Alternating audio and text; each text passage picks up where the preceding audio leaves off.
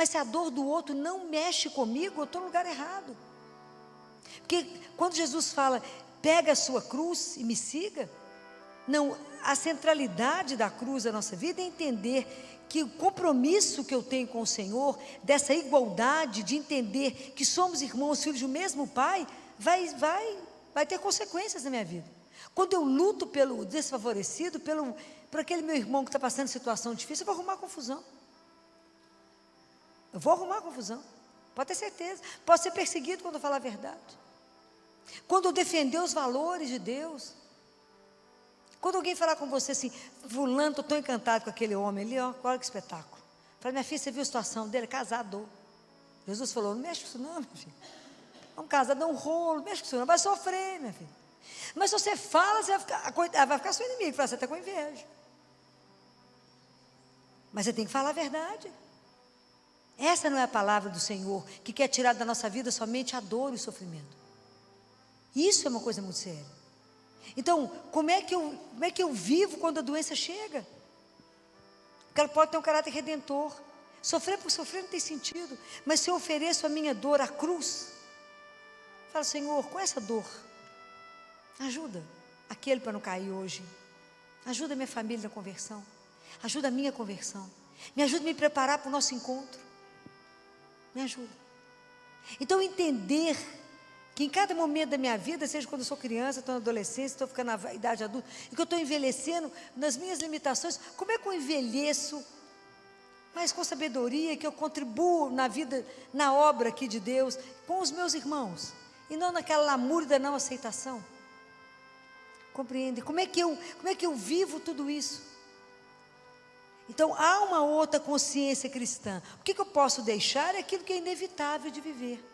Se aquilo chegou na minha vida, eu falo, Senhor, como é que eu posso usar disso aqui agora? Como é que eu vou enfrentar a dor? Como é que a gente enfrenta a tragédia que chega, a doença que chega? Como que seria a forma melhor, como cristão, de viver?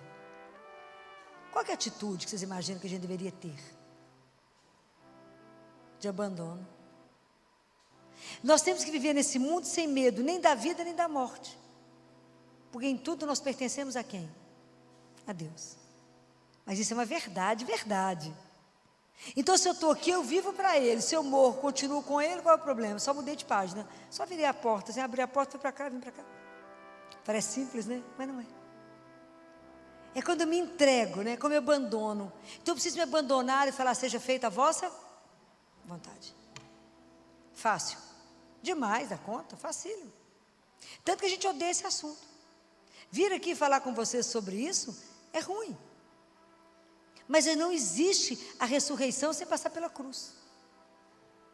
A questão é como que nós vamos viver o sofrimento quando ele bater na sua porta. E que Deus permita que quando o sofrimento chegar na nossa casa, Ele nos encontre meditando a palavra de Deus. Porque ela é que vai ser a nossa âncora. É Ele que vai ser o nosso sustento.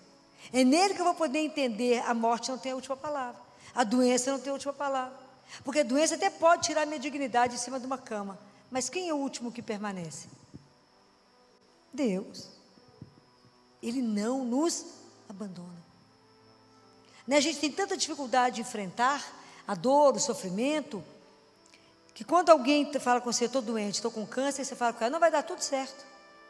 E o medo de enfrentar o assunto? Vai que depois vem para mim, né? E a dificuldade? Fala, fulano, e eu posso te ajudar como? O que você está sentindo? Quais os medos você tem vivendo agora? Conversa de verdade, como cristã. Ajuda o outro a ter esperança. Falar com ele, além do câncer, tem mais. Além daqui, tem muito mais. Tem muito mais. Sua vida não encerra e não termina nisso aqui. Mas tem que ter coragem, tem que conhecer a palavra de Deus. E dizer ao outro, tem muito mais por vir. Muito além. Mas se a gente acha que a vida é o que a gente tenta segurar, é muito pouco. Essa vida aqui é muito pequenininha. Então eu tenho que viver minha vida com um propósito, que uma das outras causas de sofrimento nosso é o vazio interior, é a ausência de sentido na vida, é não entender que Deus é o princípio e o fim de tudo na minha vida. Ele é a razão por que a gente vive, se gasta, se consome. É para Ele. É para aprender a amar que estamos aqui. Aprender a nos amar, a nos aceitar, a nos respeitar.